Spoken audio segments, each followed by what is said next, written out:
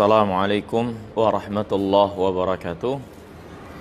Innal hamdalillah wassalatu wassalam ala Rasulillah wa ala alihi wa ashabihi wa man walah. Asyhadu an la ilaha illallah wahdahu la syarikalah wa asyhadu anna Muhammadan abduhu wa rasuluhu la nabiyya ba'dah, amma ba'd. Hadirin yang dirahmati dan dimuliakan oleh Allah Subhanahu wa taala. Alhamdulillah, segala puji hanya milik Allah. Kita bersyukur atas segala nikmat dan karunia-Nya. Kembali Allah Subhanahu wa taala mudahkan bagi kita sekalian untuk bisa terus melanjutkan apa yang menjadi kewajiban dari agama kita, menyebarkan kebaikan, menyebarkan apa yang menjadi ajaran, nilai-nilai kebaikan dari Al-Quran dan Sunnah Nabi SAW dengan apa yang dijelaskan para ulama di dalam kitab-kitab mereka. Ini adalah suatu nikmat yang besar yang Allah Subhanahu wa taala anugerahkan bagi seorang hamba. Dan tentunya kita juga tidak lupa bersyukur pada Allah atas nikmat yang lainnya yang tidak terhitung dan tidak terhingga, di mana tidak ada satupun kebaikan yang ada pada kita sekalian itu melainkan semuanya dari Allah Subhanahu wa taala. Untuk kita syukuri, untuk kita mengingat Allah Subhanahu wa taala dan beribadah kepada Allah Subhanahu wa taala dengan baik, dengan apa yang Allah anugerahkan kepada kita sekalian dari nikmat tersebut. Semoga rasa syukur kita kepada Allah Subhanahu wa taala yang pastinya penuh dengan kekurangan ini menjadi penambah kebaikan dari nikmat yang Allah anugerahkan kepada kita dan memberikan keberkahannya. Dan semoga Allah SWT menetapkan nikmat-nikmat itu semua terus ada pada diri kita sampai Allah SWT mewafatkan kita sekalian dalam keadaan husnul khatimah. Innahu waliyudzalika wal qadiru alaih. Hadirin yang dimuliakan oleh Allah, pelajaran kita kembali melanjutkan mempelajari kitab yang ditulis oleh Al-Imam Ibnul Qayyim rahimahullah, yaitu kitab Ad-Da' wad Dawa, penyakit dan obatnya. Suatu kitab yang ditulis oleh Al-Imam rahimahullah berkait dengan pertanyaan seorang yang mempertanyakan tentang keadaan dirinya yang terperosok, terjerembab ke dalam kekeliruan, kesalahan, dosa yang dapat membinasakannya, dan nampak dirinya sulit untuk bangkit dan lepas dari dosa tersebut, padahal dia mengetahui kekeliruan dan ketergelincirannya tersebut. Maka ini adalah satu jawaban dari pertanyaan yang dipertanyakan kepada beliau. Dan alhamdulillah kita telah lewati beberapa pembahasan dari apa yang menjadi jawaban Al-Imam Ibnul Qayyim rahimahullah berkait dengan pertanyaan tersebut. Terakhir, pembahasan kita berkait dengan permasalahan harap, permasalahan takut kepada Allah Subhanahu wa taala. Khususnya permasalahan harap yang banyak dijadikan alasan dari para pelaku dosa untuk meneruskan dosanya dengan alasan harapan dan baik sangkanya kepada Allah Subhanahu wa taala. Al-Imam rahimahullah menjelaskan bahwasanya harapan yang benar adalah harapan yang diiringi, yang dibarengi dengan ketaatan. Harapan yang baik dan buruk, baik sangka yang benar adalah baik sangka kepada Allah Subhanahu wa taala dengan diiringi amal taat. Adapun seorang yang katanya berbaik sangka kepada Allah tapi amalnya justru beramal pada apa yang Allah murkai, maka baik sangka harapannya ini hanyalah angan-angan kosong belaka, tipu daya syaitan kepada dirinya. Karena sesungguhnya baik sangka kepada Allah mengharuskan kita untuk mendekat kepada Allah, beramal dan berbaik sangka Allah menerima amal ibadah kita, beramal dan berbaik sangka Allah merahmati kita dengan kita menjalankan apa yang Allah cintai, berbaik sangka kepada Allah dengan menjalankan apa yang Allah cintai dan apa yang Allah ridhai kepada kita sekalian. Ini hadirin yang dimuliakan oleh Allah Subhanahu wa taala, ya, di antara pembahasan yang terakhir yang kita bahas kurang lebihnya. Kemudian hadirin yang dimuliakan oleh Allah Subhanahu wa taala, Imam menjelaskan di dalam kitabnya ini, setelah itu penjelasan tentang keburukan-keburukan atau akibat buruk daripada dosa dan maksiat. Tentunya sebagaimana pernah kita singgung, pembahasan ini diantara apa yang menjadi inti daripada isi kitab, ya, diantara yang menjadi pokok isi kitab yang ditulis oleh Al-Imam Ibnul Qayyim ini adalah penjelasan tentang akibat buruk, resiko buruk dari perbuatan dosa dan maksiat. Tentunya hadirin yang dimuliakan Allah, penjelasan ini berkait dengan pertanyaan yang diajukan memiliki korelasi, yaitu ketika seorang anak manusia pastinya difitrahkan akalnya untuk menjauhi keburukan, untuk menghindar dari hal-hal yang buruk. Ini fitrah manusia, ya. Nah, dijelaskan hal ini tentu bagian dari jawaban dan obat dari penyakit yang diderita berupa terjerembabnya ke dalam dosa dan maksiat. Ini penjelasan tentang keburukan, akibat buruk dan resiko keburukan dari perbuatan dosa dan maksiat itu, di mana diharapkan ini dapat membangunkan kesadaran diri, membangkitkan keimanan, membangunkan kesadaran diri untuk bersegera meninggalkan perbuatan dosa dan maksiat itu yang dipenuhi dengan keburukan yang akan membawa dampak buruk bagi diri, keluarga, masyarakat, lingkungan, bahkan bangsa dan negara. Ya, maka dijelaskannya penjelasan ini, itulah yang diharapkan, memiliki korelasi sebagai obat nasihat, ya, kepada mereka yang terjerembab ke dalam perbuatan dosa, mengingatkan bahwasanya dosa dan maksiat yang dilakukan itu memiliki resiko, memiliki dampak buruk, memiliki akibat jelek yang harus diketahui. Semoga dapat menjadi cambuk bagi semuanya untuk segera meninggalkan perbuatan dosa dan maksiatnya ketika mereka memahami dengan baik, ya, apa yang menjadi dampak buruk dosa dan maksiat yang dilakukan itu, ya. Hadirin yang dirahmati dan dimuliakan oleh Allah Subhanahu wa taala, mari kita perhatikan penjelasan dari Al-Imam Ibnul Qayyim rahimahullah. Tentunya tidak bisa kita bacakan secara keseluruhan, tapi poin-poinnya untuk kita jelaskan, ya, dari bagian ini, karena beliau menyebutkan puluhan akibat buruk dari dosa dan maksiat, ya. Kita akan sebutkan secara global dan sebagiannya juga nanti kita akan rincikan, tapi di bagian awal ini penulis secara khusus menjelaskan tentang keterangan dari Alkitab, dari sunnah Nabi yang mulia alaihissalam, dalam hadis-hadis yang sahih berkait dengan akibat buruk perbuatan dosa dan maksiat yang dilakukan, ya. Berkata Imam rahimahullah, famimma yanbaghi an yu'lam anna dzunub wal ma'asi tadur wa labud. Yang penting untuk kita ketahui bahwasanya dosa dan maksiat itu memberi dampak buruk, ya, membawa kemudaratan pasti, tidak bisa tidak, ya. Wa anna dararaha fil qulub ka dararis sumum fil abdan. Sesungguhnya mudarat dosa dan maksiat terutama bagi hati itu seperti mudarat racun bagi badan. Badan kita akan teracuni, rusak, bahkan bisa mati ketika kita mengkonsumsi suatu racun. Maka begitulah dosa dan maksiat, dia itu ibarat racun bagi hati, ibarat racun bagi hati yang dapat mematikannya, ya, yang memberi dampak buruk bagi hati itu, ya.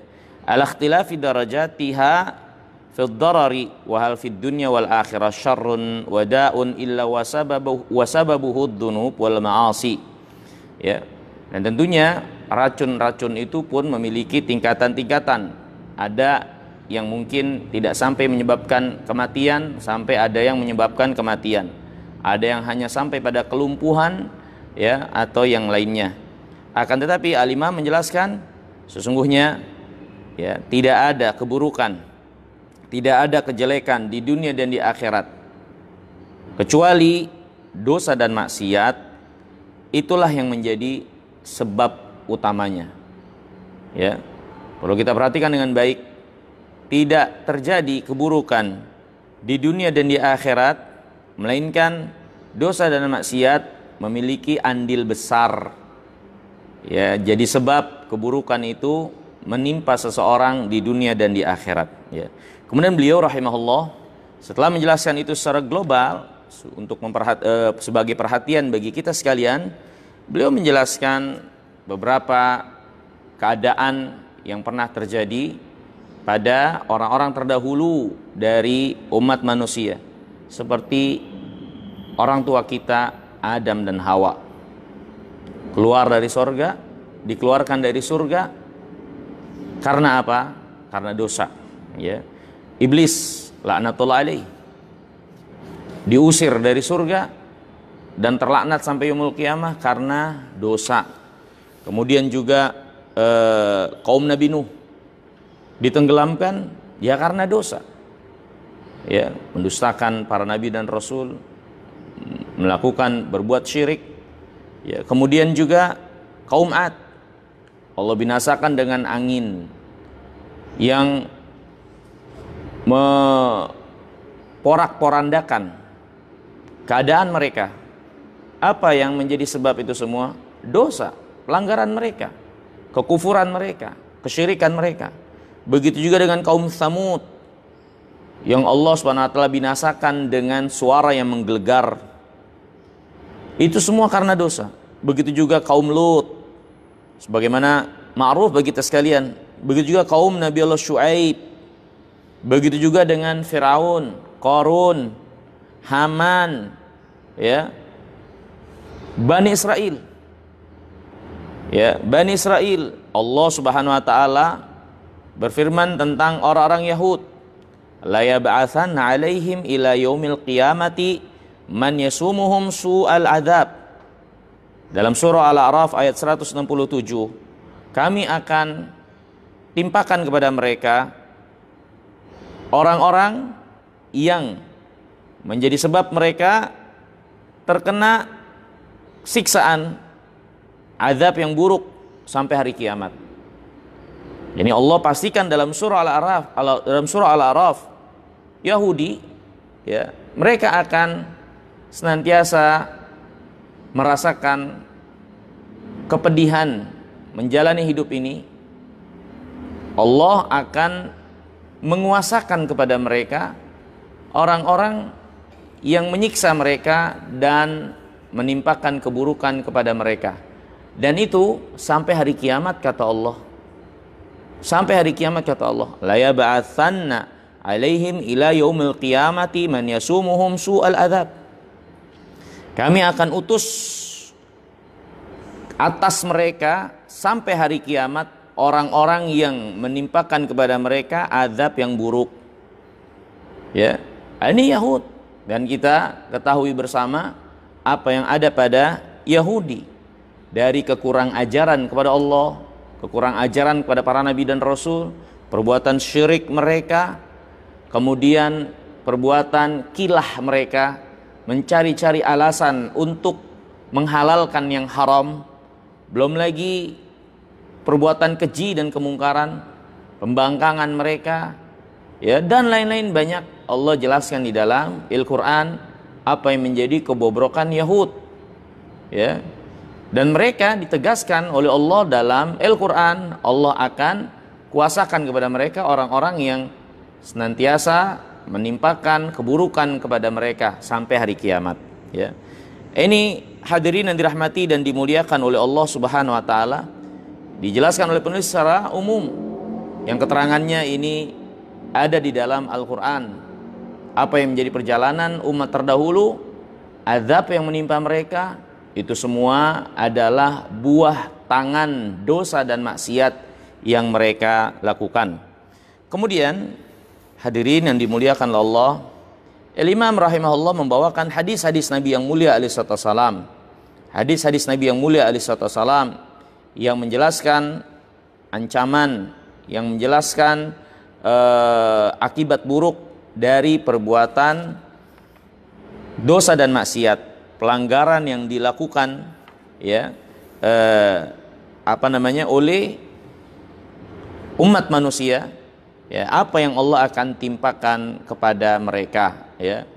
Di antaranya, ya, di sini dibawakan beberapa hadis dan kita akan membacakan beberapa athar atau hadis yang disahihkan oleh para ulama, karena ada sebagiannya pun dijelaskan oleh pentahqiq kitab ini, yaitu Syekh Ali ibn Hasan al-Halabi al-Athari rahimahullah, ya, dijelaskan bahwasanya sebagian riwayatnya ini tidak sahih. Kita hanya bawakan apa yang sahih dari sebagiannya yang dibawakan oleh Al-Imam Ibnu Qayyim rahimahullah.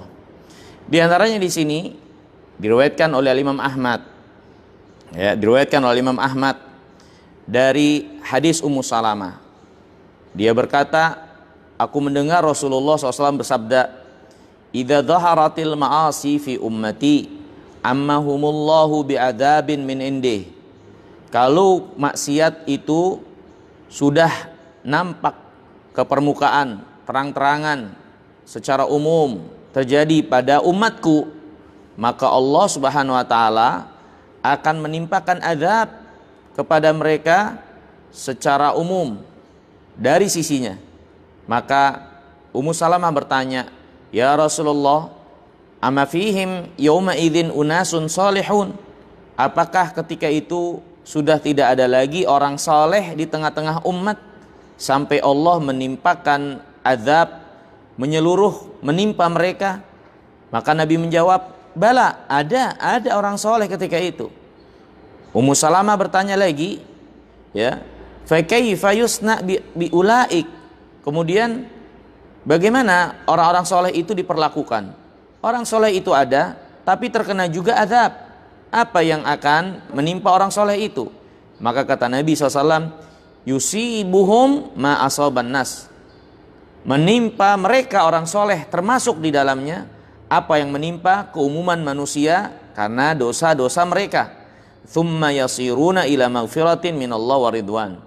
Akan tetapi bagi orang soleh, mereka selanjutnya akan menuju ampunan dan keridhaan dari Allah Subhanahu wa taala. Ya, hadirin yang dimuliakan Allah, hadis yang mulia ini jelas sekali Nabi SAW memperingatkan kepada kita sekalian, ketika dosa dan maksiat menjadi sesuatu yang umum, menyebar luas terjadi pada umat ini, maka ancaman dari Allah akan timpakan azab menyeluruh kepada mereka. Bahkan orang-orang yang soleh yang masih ada di tengah mereka pun ikut terkena imbasnya. Akan tetapi masing-masing tentunya akan dibalas sesuai dengan amal mereka. Orang-orang yang soleh akan kembali kepada Allah dengan ampunan dan keridhaan dari Allah SWT. Akan tetapi azab itu pada akhirnya tidak ada yang selamat, semuanya ikut kena dari azab tersebut. Maka ini adalah hadis yang berupa peringatan dari Nabi yang mulia SAW, ya, yang menjelaskan kepada kita sekalian itulah dosa dan maksiat, memberikan dampak buruk, dan dampak buruknya bukan hanya terkena suatu pribadi dari para pelaku maksiat, akan tetapi bahkan secara menyeluruh, secara umum, ketika kemaksiatan itu sudah dilakukan secara terang-terangan tanpa malu lagi, ya. Dan hadirin yang dimuliakan Allah, bisa kita saksikan apa yang ada di zaman kita, di tengah-tengah kita, di sekitar kita, ya. Bahkan di rumah kita sendiri, lihat bagaimana fitnah, kemaksiatan, keburukan itu menjadi suatu yang terjadi meluas, bahkan seolah-olah seperti air yang menyerap merangsak masuk bahkan ke dalam rumah kita. Nas'alullah salamat wal afiyah. Ya, maka kita memohon kepada Allah keselamatan agar Allah Subhanahu wa taala menghindarkan dan menjauhkan kita dari fitnah yang nampak ataupun yang tersembunyi. Kita takut kepada Allah, ketika Allah timpakan azab, semua akan terkena imbasnya, semua akan terkena imbasnya. Ya, dan yang menjadi pelajaran buat kita itulah maksiat, itulah dosa, memberikan dampak buruk bukan hanya bagi pelakunya, bahkan kepada orang-orang yang ada di sekitarnya, bahkan kepada orang-orang yang ada di sekitarnya yang mungkin tidak melakukan perbuatan dosa dan maksiat tersebut. Ya. Kemudian hadirin yang dirahmati dan dimuliakan oleh Allah Subhanahu wa taala. Disebutkan juga di sini oleh Imam Al-Qayyim hadis Nabi yang mulia alaihi salatu wasalam, ya, di mana Rasulullah SAW menjelaskan tentang kelemahan yang akan menimpa umat ini, sehingga menjadikan umat ini adalah umat yang lemah, dikuasai, dizolimi, dijajah oleh musuh-musuh mereka sendiri dari orang-orang kafirin. Dan ditanya kepada Rasulullah, apakah ketika itu umat ini berjumlah sedikit? Kata Nabi SAW, enggak, kalian berjumlah banyak. Akan tetapi Allah angkat keseganan dari hati musuh-musuh kalian kepada kalian. Ya, Allah angkat keseganan dari musuh-musuh kalian kepada kalian, dan Allah letakkan di dalam hati kalian wahan, yaitu suatu penyakit yang menimpa umat ini pada hati mereka. Yaitu apa? Hubbud dunya wa karahiyatul maut. Cinta dunia dan takut mati. Ya, kecintaan yang berlebih, ambisi terhadap dunia, dan benar-benar menjadi orang yang sangat takut akan kematian dengan rasa takut yang berlebihan dari yang sewajarnya, sehingga membuatnya lupa dari akhirat, tidak bersiap-siap untuk akhirat karena ambisi yang berlebihan terhadap dunia. Kalau ini terjadi pada umat ini, dan itu dosa dan maksiat. Ya, hati yang dipenuhi dengan ambisi terhadap dunia, hati yang lalai untuk persiapan akan negeri akhirat, hati yang lupa akan kematian. Jangan kira itu bukan maksiat, itu maksiat. Ya. Dan kalau ini sudah terjadi, ada pada diri hati-hati kaum muslimin, maka orang kafirin Allah angkat keseganan, ya, kepada kaum muslimin, sehingga mereka berani begitu dengan begitu beringas dan kejamnya untuk menjadikan kaum muslimin sebagai bulan-bulanan mangsa mereka. Ya. Ini hadirin yang dimuliakan oleh Allah SWT, hadis yang sangat menakutkan apa yang akan menimpa umat ini dengan sebab dosa dan maksiat yang mereka lakukan, berpalingnya mereka dari agama Allah Subhanahu wa taala, dan menghadapnya mereka, ambisi-ambisi mereka kepada dunia. Ya. Kemudian hadirin yang dimuliakan oleh Allah Subhanahu wa taala, dibawakan juga di sini oleh penulis rahimahullah, ya,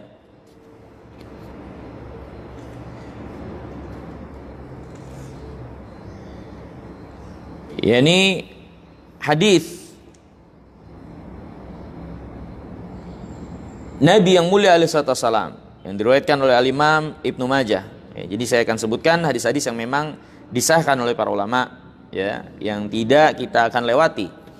Ya, hadis Abdullah ibn Umar ibn Khattab radhiyallahu taala an. Jadi hadis Abdullah bin Umar, ya. Abdullah bin Umar pernah mengatakan, ya, dulu dia pernah bersama rombongan orang-orang muhajirin bersama Rasulullah SAW.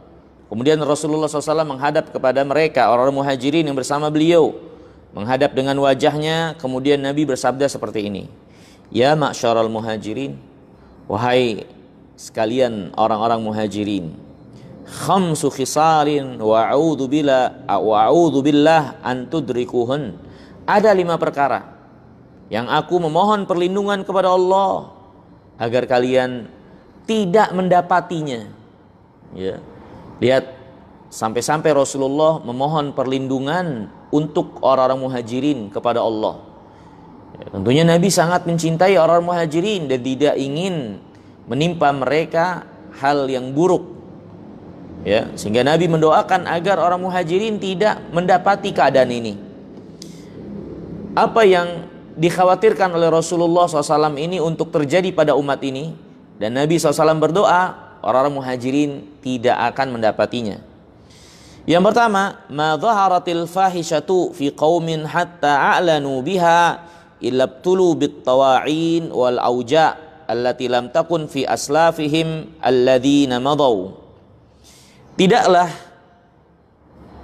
perbuatan keji, zina, ya, yang terjadi secara terang-terangan pada suatu kaum, ya, bahkan mereka menunjukkan kegembiraan terhadap zina yang mereka lakukan, mengumumkan perzinahan itu, ya, tidak malu lagi dengan perbuatan zina yang mereka lakukan.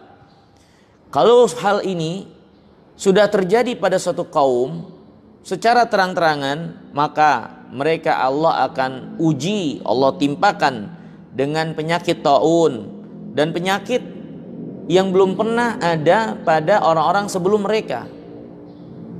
Ini sebagai siksaan, sebagai ujian dari Allah Subhanahu wa taala kepada suatu kaum di mana perbuatan zina menjadi suatu perbuatan yang merata, yang menyebar, dilakukan secara terang-terangan di tengah-tengah mereka. Ya. Kemudian kata Nabi SAW, wala naqasa qaumun al-mikyala wal mizan illa btulu bis sinin wa shiddatil mu'nati wa jawris sultan. Dan tidaklah suatu kaum, umumnya mereka tidak menunaikan timbangan dengan adil. Mereka berbuat curang dalam menimbang, dalam menakar. Hadirin yang dimuliakan Allah, perhatikanlah timbangan-timbangan yang terjadi di tengah-tengah kita, terutama bagi seorang yang pedagang, ya, atau kita secara umum perhatikan timbangan yang ada terjadi di sekitar kita. Tidak sedikit kita saksikan para pedagang-pedagang yang berdagang dengan menimbang dan menakar itu berbuat curang, ya, atau mungkin kita sendiri yang menjadi pelakunya, melakukan kecurangan dalam takaran dan timbangan. Dan kata Rasulullah, kalau suatu kaum umumnya mereka berbuat curang dalam takaran dan timbangan, maka Allah Subhanahu wa taala akan uji mereka dengan menimpakan musim paceklik yang berkepanjangan. Dan Allah akan timpakan kepada mereka kehidupan yang sulit dengan musim paceklik tersebut dan penguasa yang zalim. Ya, jadi hadirin yang dimuliakan Allah, perhatikan, penguasa zalim itu diantara buah tangan kecurangan-kecurangan kita sekalian dalam takaran dan timbangan. Ini hadis Nabi SAW, ini wahyu yang Nabi SAW sampaikan, tentunya dari Allah. Ya, maka ini perhatikan diri kita. Kita begitu gencarnya penglihatan dan pandangan kita terhadap kezoliman penguasa, pemimpin yang menguasai kita. Tapi kita lupa bahwasanya kezoliman yang ada pada para pemimpin itu ternyata ditunjukkan oleh hadis Nabi SAW, buah tangan kecurangan rakyatnya dalam takaran dan timbangan. Ya. Kita sebagai rakyat mencuci tangan, lupa diri, dan hanya menyalahkan mereka sebagai pimpinan-pimpinan kita. Bukan berarti kita membenarkan kekeliruan dan kesalahan mereka serta kezoliman mereka, tidak. Tapi keadaan yang ada ini harusnya menjadi introspeksi kita semua. Ternyata Nabi telah mengabarkan kepada kita, dan Nabi itu shadiqul masduq, yang benar dan dibenarkan, gak mungkin berdusta, apalagi menceritakan perkara gaib seperti ini. Ya, bahwasanya kezoliman penguasa yang menguasai kita itu diantara buah tangan dosa dan maksiat kita ketika kita berbuat curang, atau banyaknya kita berbuat curang dalam takaran dan timbangan. Begitu juga dengan kehidupan yang sempit dan sulit, ya, yang menimpa kita sekalian. Maka kembali kepada Allah, memohon ampun kepada Allah, memperbaiki keburukan-keburukan kita sekalian, maka itu adalah solusi dan jalan keluar yang paling memiliki pengaruh besar untuk kebaikan bagi kita sekalian. Bukan dengan mencaci maki penguasa, bukan dengan menjatuhkan kehormatan mereka, bukan dengan menceritakan aib-aib mereka di depan khalayak ramai, yang tidak membawa solusi kebaikan, bahkan menambah keburukan, semakin menyempitkan hidup kita, ya. Hadirin yang dirahmati dan dimuliakan Allah. Kemudian Nabi SAW bersabda, wa ma mana'a qaumun zakata amwalihim illa muni al-qatra. Dan tidaklah suatu kaum menahan zakat harta yang wajib mereka keluarkan, melainkan Allah akan tahan hujan turun kepada mereka. Ya, hujan Allah tahan karena kebakhilan kita, dosa kita menghalangi atau tidak mengeluarkan kewajiban kita di dalam harta zakat yang harus dikeluarkan. Maka Allah akan tahan hujan dari langit. Falaulal bahaim lam tuntaru. Dan kalaupun terjadi hujan, kata Nabi, kalaulah bukan karena binatang-binatang ternak, karena binatang-binatang itu yang juga memerlukan air untuk minum, maka kaum yang tidak membayar zakat pasti tidak akan Allah turunkan hujan, ya. Ini hadirin yang dirahmati dan dimuliakan oleh Allah Subhanahu wa taala. Kemudian kata Nabi yang mulia alaihi salatu wasalam, wala khafara qaumunul ahda illa sallallahu alaihim aduwan min ghairihim. Dan tidaklah satu kaum, ya, mengingkari perjanjian mereka, melainkan Allah akan timpakan kepada mereka musuh yang berkuasa menguasai mereka. Fa'akhadhu ba'dha ma fi aidihim. Dan musuh itu akhirnya mengambil sebagian apa yang ada pada mereka. Kemudian kata Rasulullah, wa ma lam ta'mal a'immatuhum bima anzalallahu fi kitabih illa ja'alallahu ba'sahum bainahum. Dan tidaklah satu kaum, ya, pemimpin-pemimpin mereka tidak menegakkan hukum dengan apa yang Allah turunkan di dalam kitabnya. Ketika pemimpin mereka tidak menegakkan hukum menurut apa yang Allah turunkan di dalam kitab, di dalam Al-Quran, maka Allah akan timpakan ba'sahum bainahum, huru-hara di antara mereka satu dengan yang lainnya. Ini mereka akan saling memangsa, saling menjegal, saling menzolimi satu dengan yang lainnya. Ini hadirin yang dimuliakan Allah. Hadis Nabi yang mulia SAW yang sangat mengerikan sekali. Ya, banyak perkara-perkara yang kita sama-sama sadari, alami dari apa yang diancamkan ini. Maka perhatikanlah apa yang menjadi amal kita, dosa dan maksiat kita. Jangan-jangan kita adalah orang-orang yang ikut meletakkan saham dari dosa dan maksiat yang mengakibatkan keburukan yang ada ini, ya. Jadi keburukan dosa dan maksiat pada akhirnya pasti memiliki dampak buruk, ya, memiliki dampak buruk, ya. Kemudian hadirin yang dirahmati dan dimuliakan oleh Allah Subhanahu wa taala. Disebutkan juga di sini oleh Al-Imam Ibnul Qayyim rahimahullah, ya.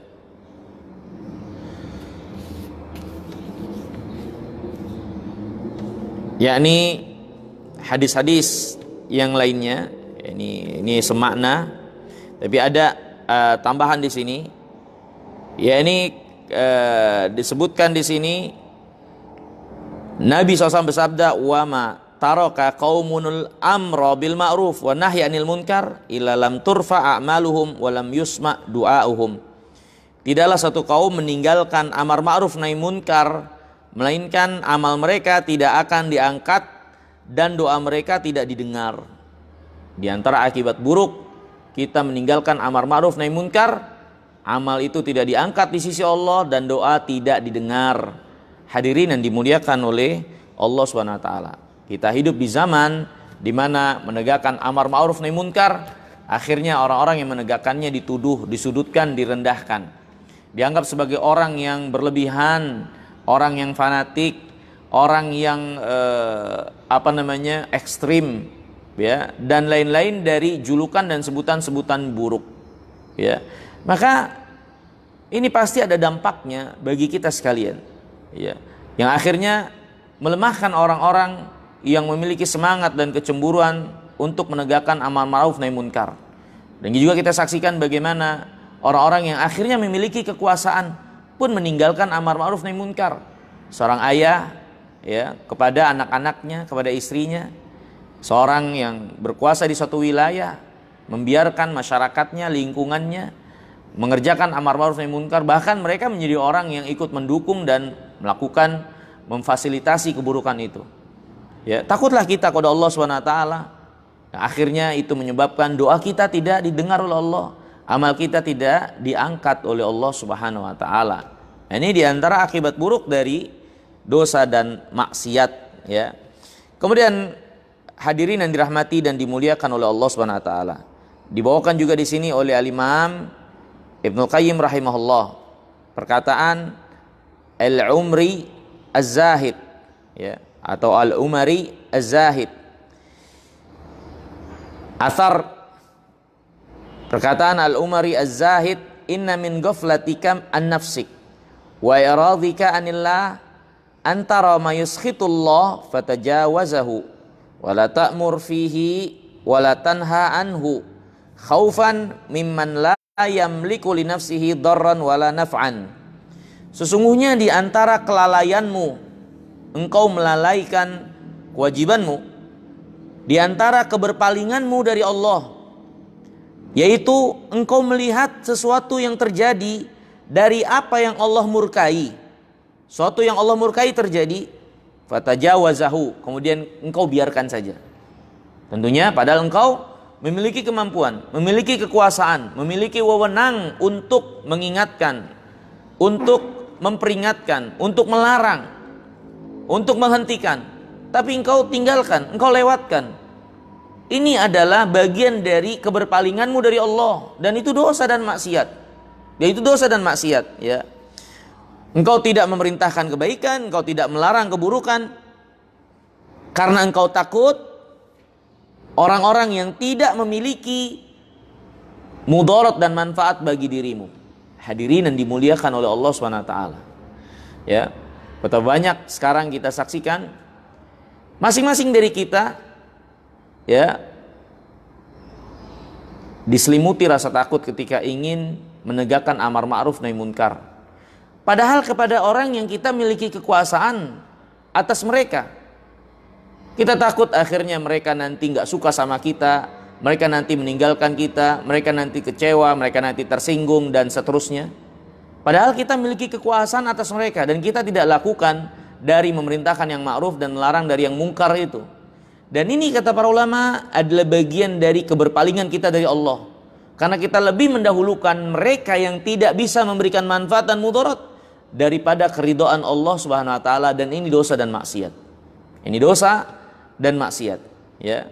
Ya. Kemudian hadirin yang dirahmati dan dimuliakan oleh Allah Subhanahu wa taala, kita lanjutkan lagi, ya.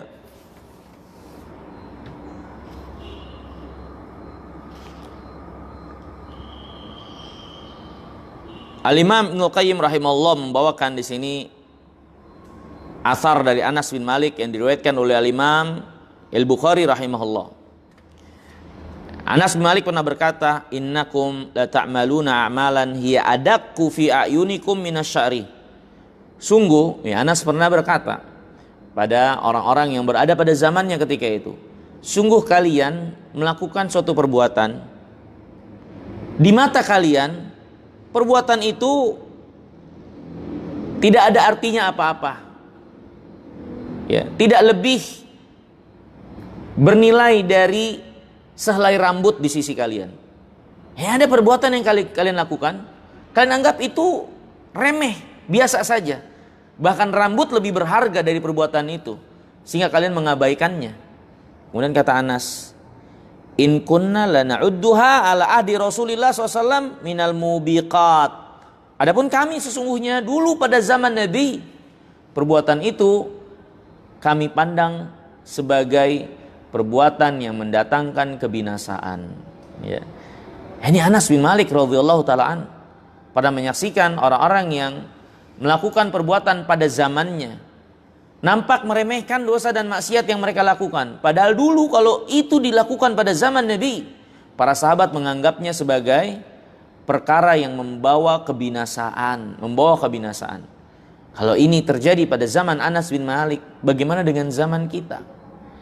Ya, di mana zaman kita bahkan lebih parah dari itu. Yang berbuat baik dianggap berbuat buruk, yang berbuat keburukan justru dianggap sebagai orang yang berbuat baik. Bukan hanya perbuatan buruk yang diremehkan, bahkan perbuatan baik pun akhirnya dianggap sebagai perbuatan buruk. Ya. Maka hadirin yang dimuliakan Allah, bagaimana kita tidak tersadar dengan apa yang menimpa kita saat ini? Kita adalah orang yang dipenuhi dengan dosa dan maksiat, pelanggaran-pelanggaran yang kita sadar atau yang enggak kita sadari.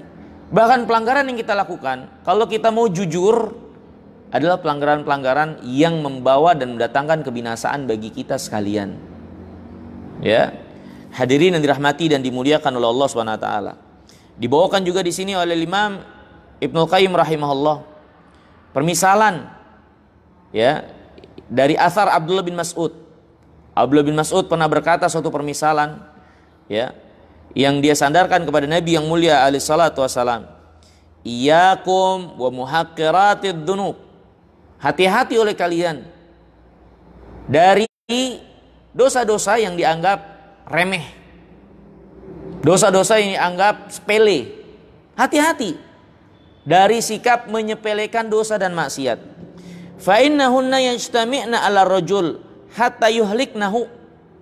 Karena dosa-dosa yang dianggap sepele itu bisa terkumpul pada diri seseorang sehingga akhirnya membinasakan orang tersebut. Walaupun mungkin orang itu membawa kebaikan, walaupun orang itu banyak kebaikannya. Dalam riwayat yang lain yang senada, Nabi SAW itu menjelaskan, ya, bahwasanya di antara perkara yang menghapuskan, yang membuat binasa seseorang, ya, adalah dosa dan maksiat yang dia lakukan secara sembunyi-sembunyi yang nampaknya dia remehkan.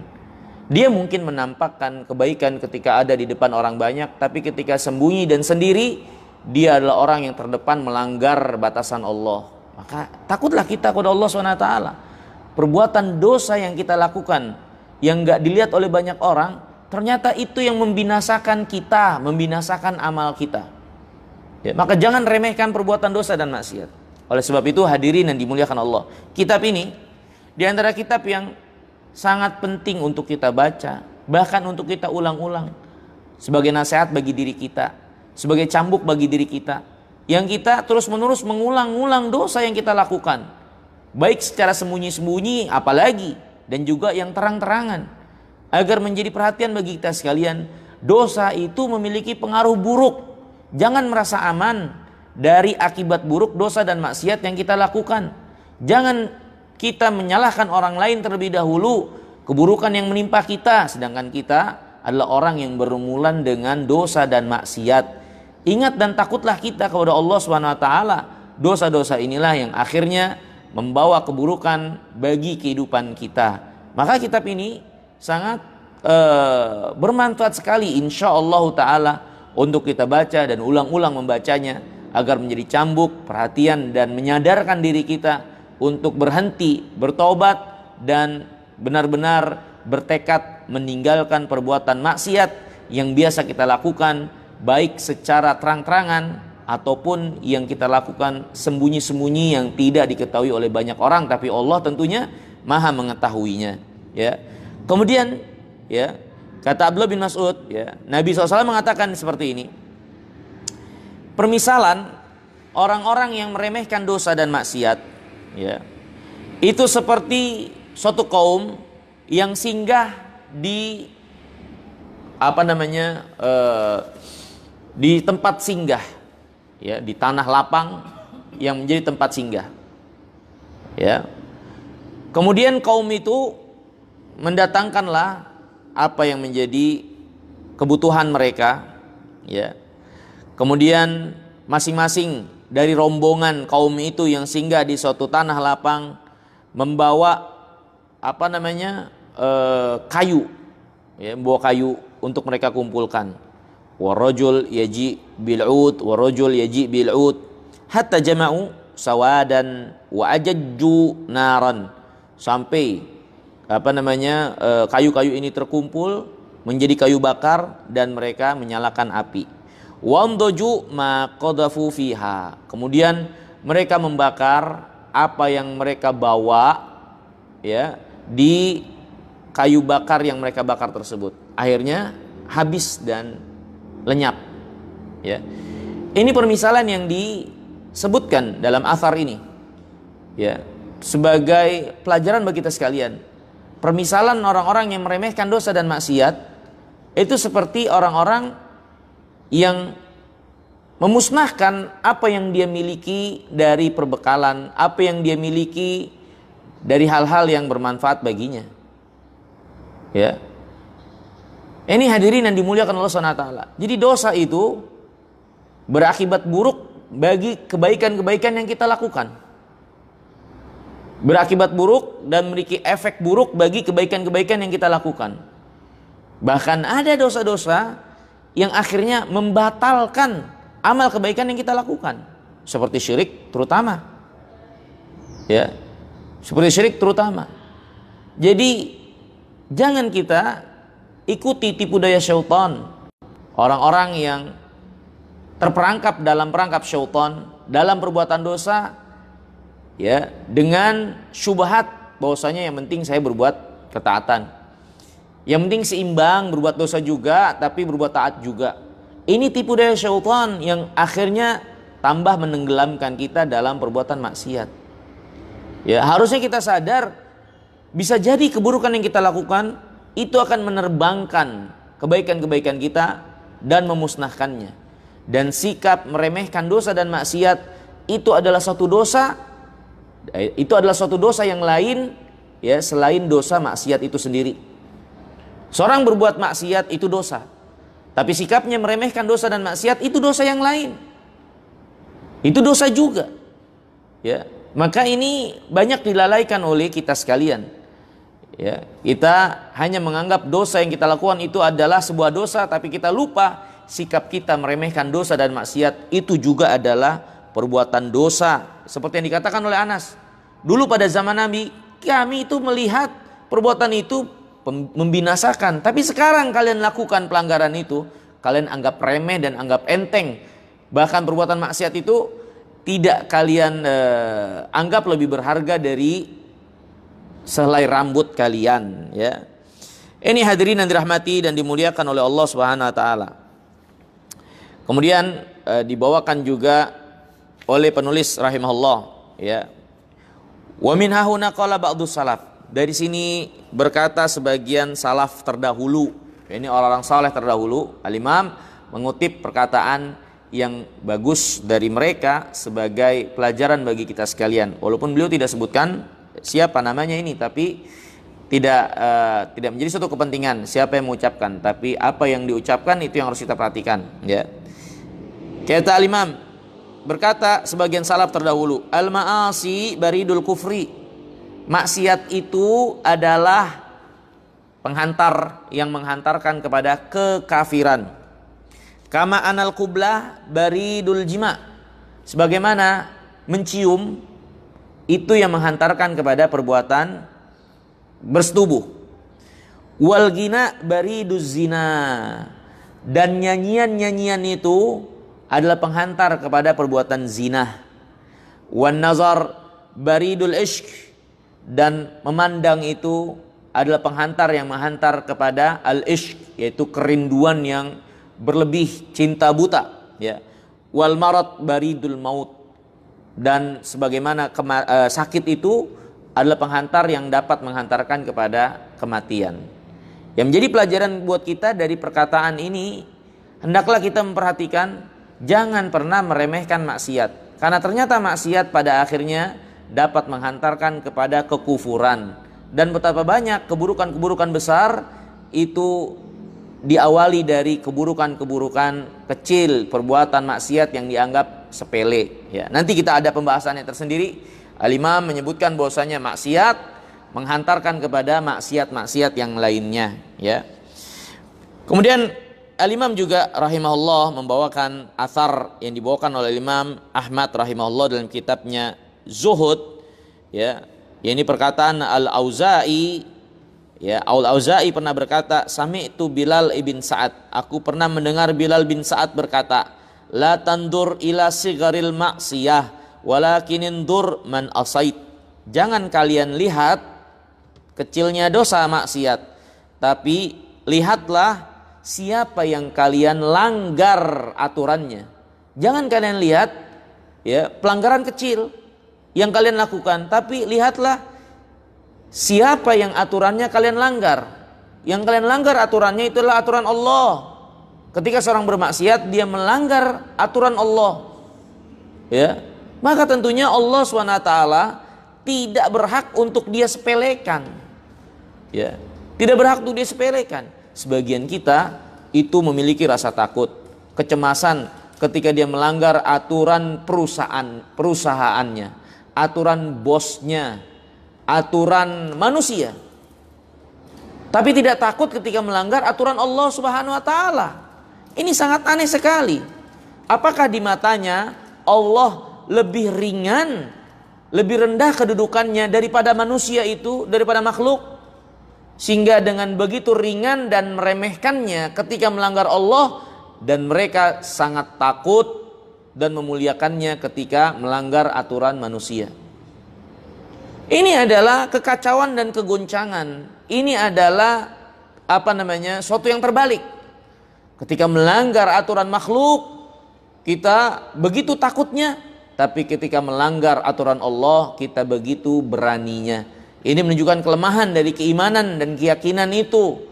Ini yang menunjukkan kejahilan kita kepada Rabb kita Allah Subhanahu wa taala. Ini menunjukkan kekurangan dan minimnya pengagungan kepada Allah di dalam hati kita. Nas'alullah salamata wal afiyah, ya. Kemudian hadirin yang dirahmati dan dimuliakan oleh Allah Subhanahu wa taala.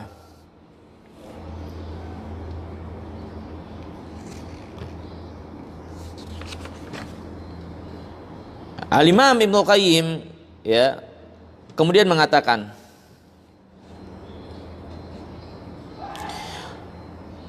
ini saya setelah membawakan hadis-hadis yang menjelaskan tentang akibat buruk dari dosa secara umum, ya. Al-Imam mengatakan wahahuna nuktatun daqiqatun yaglatu fiha nas min amri dzamb. Ini ada poin penting yang sangat halus sekali, di mana banyak manusia luput tentang perkara dosa. Ya, apa itu? Wa hiya annahum la yarawna ta'thirahu fil hal. Ya, wa qad yata'akhkharu ta'thiruhu fayunsa. Fayadhunnul abdu annahu la yughabbar ba'da dzalika. Ya. Ini ada perkara penting yang perlu kita garis bawahi. Titik yang sangat halus sekali yang banyak manusia lalai berkait dengan dosa yang mereka lakukan. Bahwasanya mereka, banyak orang itu tidak melihat pengaruh dosa maksiat itu mereka dapatkan langsung, sehingga mereka merasa aman. Karena ketika mereka berbuat dosa, toh nggak ada masalah, toh mereka aman-aman saja. Mereka lupa bahwasanya akibat buruk itu tidak selalu ditimpakan atau dirasakan langsung setelah berbuat dosa. Tapi akibat buruk dari dosa dan maksiat itu bisa diundur, sehingga seorang sudah lupa akan perbuatan dosanya, tapi dia baru mendapatkan akibat buruknya. Mungkin dia lupa, dia pernah berbuat buruk banyak sekali, ya. Akibat buruknya dia baru dapatkan sekian tahun kemudian. Ini banyak orang-orang tidak sadar akan hal ini.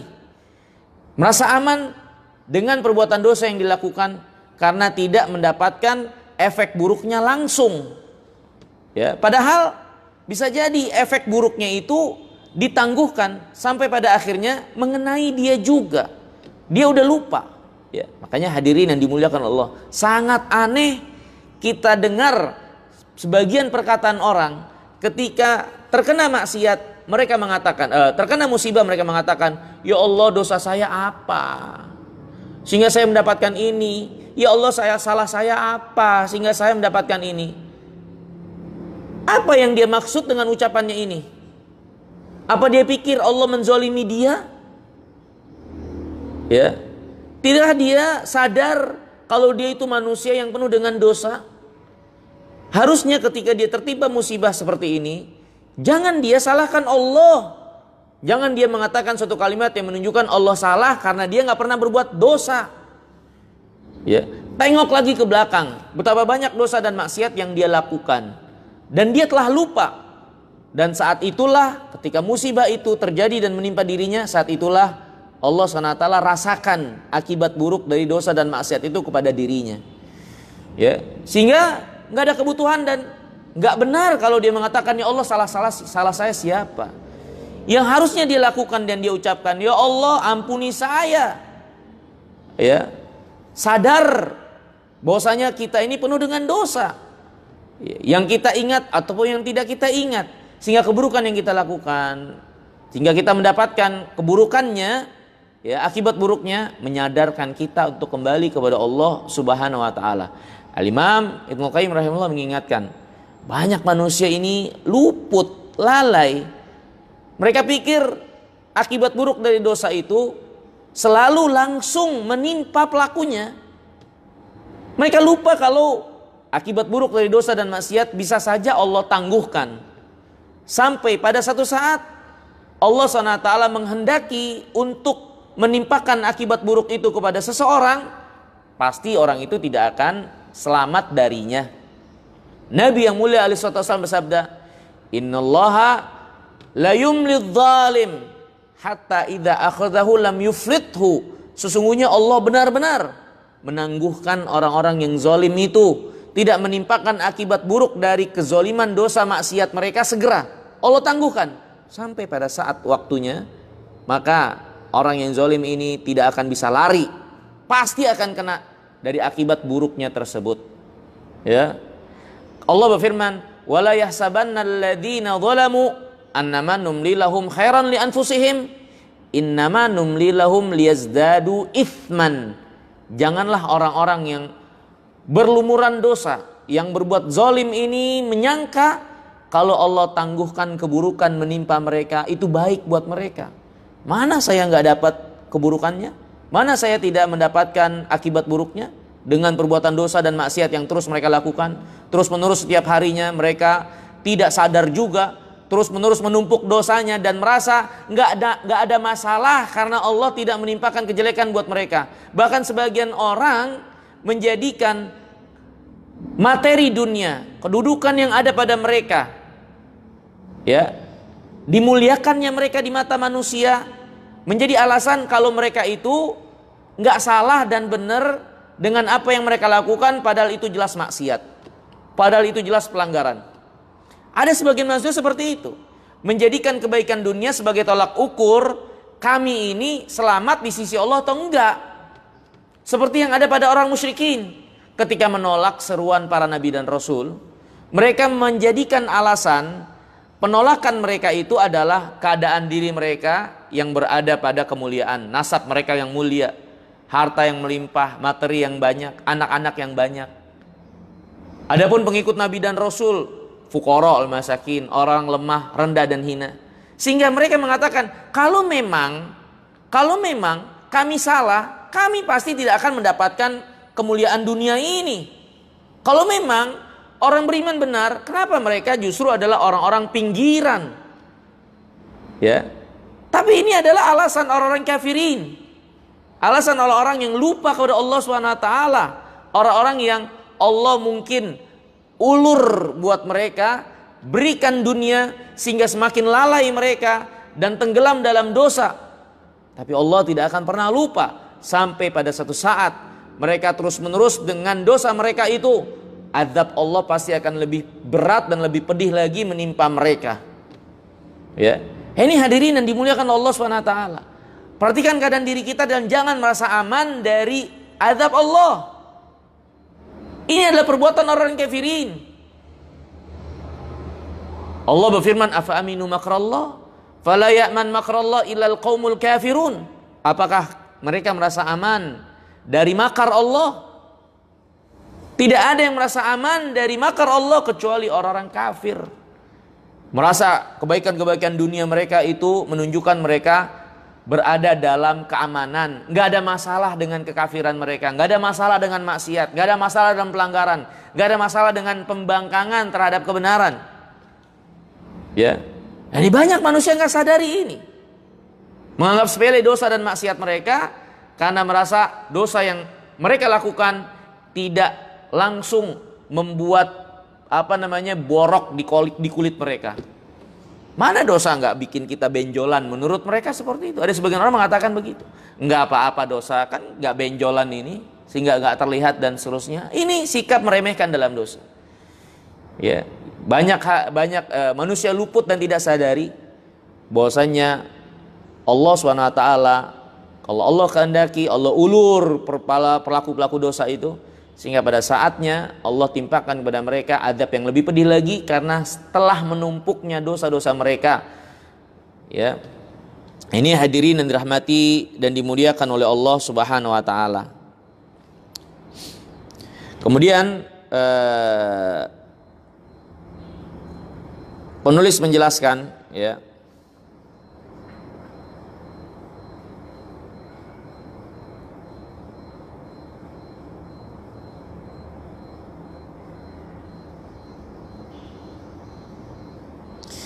ini perkataan Yahya bin Mu'ad Ar-Razi, ya, athar Yahya bin Mu'ad Ar-Razi, ya, menarik buat kita untuk kita bawakan di sini.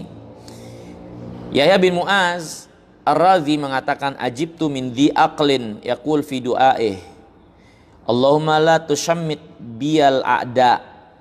Aku heran kepada orang yang berdoa. Dalam doanya dia berdoa seperti ini, ya Allah, jangan jadikan musuh-musuh saya bergembira, senang dengan apa yang menimpa kepada saya. Ya, wala tushammit biyal a'da. Jangan jadikan orang-orang yang tidak suka memusuhi saya menjadi gembira dengan sebab apa yang menimpa saya dari kejelekan. Tsumma huwa yushammit bi nafsihi kulla aduwin lah. Dia berdoa seperti itu, tapi kenyataannya dialah yang justru menjadikan musuh-musuhnya menertawai dirinya. Dia minta sama Allah agar jangan sampai musuh-musuhnya menertawakan dirinya karena senang keburukan yang menimpa dia. Tapi dia sendiri yang melakukan suatu perbuatan yang membuat dia ditertawai musuh-musuhnya jadi senang buat dia. Maka ditanyakan, kok bisa seperti itu?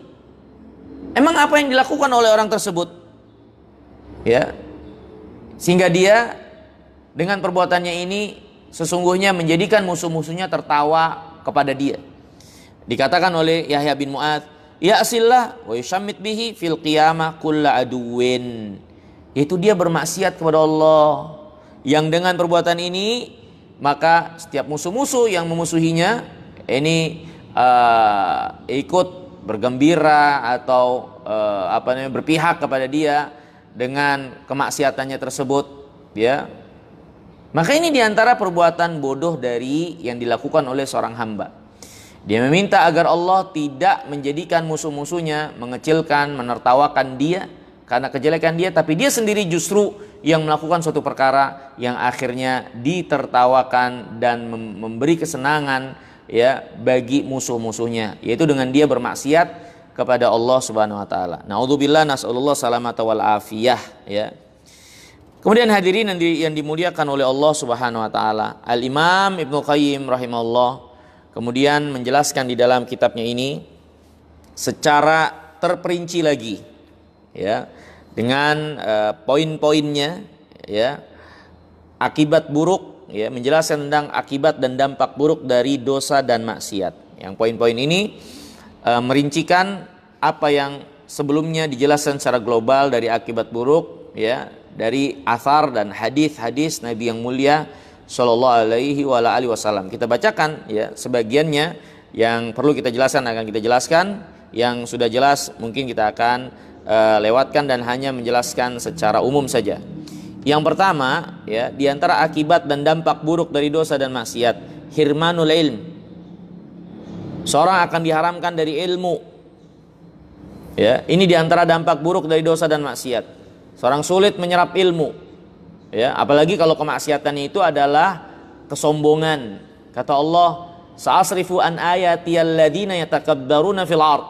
Kami akan palingkan orang-orang yang menyombongkan diri, kami akan palingkan mereka dari ayat-ayat kami. Wa yarau kulla ayatin, kalau mereka melihat setiap ayat-ayat Allah SWT, la yu'minu biha, mereka tidak akan mengimaninya. Karena Allah palingkan hati mereka, karena kesombongan mereka. Ya, mereka tidak akan paham akan kebaikan dan kebenaran ini. Apalagi kalau dosanya itu adalah kesombongan. Maka dosa dan maksiat pada akhirnya membuat seorang diharamkan dari ilmu, dijauhkan dari ilmu. Ya, berkata Imam Syafi'i rahimahullah dalam syairnya yang terkenal, "Aku mengadu kepada Waqi tentang buruknya hafalanku, kemudian Waqi memberikan petunjuk kepadaku agar aku meninggalkan maksiat." Dan Al-Imam Waqi, guru Al-Imam Syafi'i, mengatakan, sesungguhnya ilmu itu adalah karunia, dan karunia Allah tidak akan didatangkan kepada orang yang maksiat. Ya, ini hadirin yang dimuliakan oleh Allah Subhanahu Wa Taala. Ya, di antara dampak buruk dari maksiat, membuat kita terhalang untuk memahami ilmu, terhalang untuk memiliki antusias dalam ilmu, terhalang untuk kita menyerap ilmu. Ya, dan kalau seorang dijauhkan dari ilmu, dapat kita pastikan dia hidup dalam kegelapan, dia hidup dalam kebodohan, dia hidup dalam kubangan kekotoran. Na'udzubillah, nas'alullah salamat wal afiyah. Kemudian yang kedua, di antara akibat buruk dari dosa dan maksiat, hirmanur rizq. Dia akan diharamkan dari rezeki. Ya, sebagaimana riwayat yang pernah kita lewati, ya, disebutkan innal abda la yahrum la yuhramul rizq bidzambi yusibu. Sungguh benar-benar seorang hamba itu terhalang dari rizki karena sebab dosa yang dia lakukan. Ya, kan dosa yang dia lakukan. Dan juga dalil untuk hal ini juga hadis yang kita lewati. Bagaimana akhirnya kehidupan yang sempit, musim paceklik, dihalangi dari turunnya hujan. Ya, itu semua bagian dari rezeki. Karena sebab dosa dan maksiat yang dilakukan, seperti curang dalam menakar dan menimbang, ya, seperti perbuatan zalim yang lainnya. Ya. Kemudian yang ketiga juga, ini juga yang penting untuk kita perhatikan. Ya. Akibat buruk dari dosa dan maksiat, wahsyatun yajiduhal asi fi qalbihi bainahu wa bainallah. Kegersangan yang akan menyelimuti hati orang yang bermaksiat, kegersangan hatinya kepada Allah. Ya. Ketidakenakan, kegersangan hati. Ya. Jadi hati itu nampak tidak menemui kenyamanannya, ketenangannya ketika beribadah kepada Allah, mendekat kepada Allah. Ya, dia dijauhkan dari Allah SWT. Hati itu gersang. Hati itu seperti ada pembatas yang tebal untuk dia dekat kepada Allah, berdoa kepadanya, beribadah kepadanya, mengamalkan apa yang Allah cintai dan ridhai, qiraatul Quran. Ya, ini diantara dampak buruk, bahkan boleh kita katakan ini dampak yang paling jelek. Itu apa yang menimpa seorang hamba, hatinya menemui kegersangan, ya, dari Allah kepada Allah Subhanahu wa taala, ya. Ini hadirin yang dimuliakan Allah, maka dia tidak lagi merasakan kelezatan dalam ibadahnya. Tidak lagi merasakan kenikmatan, kenyamanan di dalam ketaatan yang dia lakukan. Karena hati itu yang sudah nampak jauh, ya, dan seperti terdapat tembok tebal yang menghalanginya dari Allah Subhanahu wa taala, ya. Kemudian hadirin yang dimuliakan Allah, kemudian yang ketiga, di antara akibat buruk, dampak buruk dari dosa dan maksiat, al-wahsyatu allati tahsulu bainahu wa bainan nas. Kegersangan, keterasingan yang terjadi antara dirinya dengan manusia, terutama orang-orang soleh. Hadirin yang dimuliakan Allah, ya. Ketika kita dipenuhi dengan dosa dan maksiat, tentu kita merasa nggak enak, ya. Tentu kita merasa aneh atau minder ketika bersama orang-orang yang baik, ya. Apalagi Nabi SAW bersabda, kalau ada dua orang yang bersahabat kemudian mereka berpisah, maka itu pasti akibatnya adalah dosa yang dilakukan oleh salah seorang di antara mereka. Jadi dosa dan maksiat membuat hati kita jadi berpecah, membuat kita tidak nyaman untuk bersama dengan saudara-saudara kita yang saleh. Nah, ini perhatikan oleh kita sekalian. Perhatikan oleh kita sekalian, bagaimana keadaan diri kita bersama orang-orang yang baik. Kalau di situ kita tidak menemui kenyamanannya, pasti ada yang salah pada diri kita. Dari dosa dan maksiat, keberpalingan kita dari kebaikan. Karena Allah berfirman, innalladzina amanu wa amilus shalihat sayaj'alu lahumur rahmanu wuddan. Orang beriman dan beramal saleh, Allah akan letakkan wud, cinta dan kasih sayang di dalam diri mereka satu dengan yang lainnya. Ini janji Allah, cinta dan kasih sayang, saling berbagi kebaikan di antara mereka. Allah akan jadikan pada diri orang-orang yang beriman dan beramal saleh. Sehingga kalau ada seseorang tidak nyaman, merasa kegersangan berada bersama saudaranya yang baik, yang saleh, hati-hati. Itu mungkin akibat dosa dan maksiat yang ada pada dirinya, yang masih melekat pada dirinya, ya. Ini hadirin yang dirahmati dan dimuliakan Allah. Perhatikan di sini perkataan Al-Imam Ibnu Qayyim rahimahullah, ya. Wa minha al-wahsyatu allati tahsulu bainahu wa bainan nas, wala siyama alal khair minhum.